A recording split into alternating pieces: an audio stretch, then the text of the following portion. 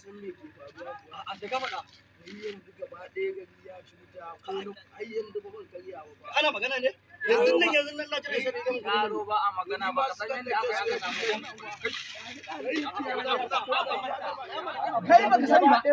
sani ba ni na siye ta ni nan da ga wani ya haɓaka wannan yaron wai ni ya duba ya ce wai na sa mai ido wani yaro ne wannan yaron hatsabibin yaron nan da nake gama wannan dan gidan mai anguwa da ko shi ya ce wai na sa mai ido kamar ni na gane to ni ko ne shan ma yaro fada ba kwanaki mata agwagwa ta ba ta lafiya ku agwagwa ne ba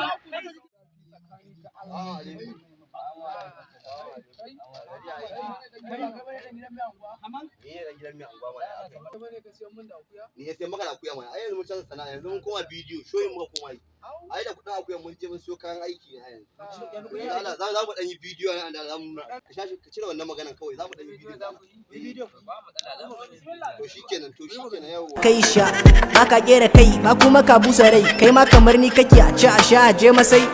da ni da kai dukkan muna laifuka watakila bincika ka fini yawan shafuka yan sa ido ku ringa sa ido ringa saka min ido yan sa ido ku ringa sa ido magulmata gishirin zaman duniya kana da ina da amma kake samun ido kina da ina da menene saka min ido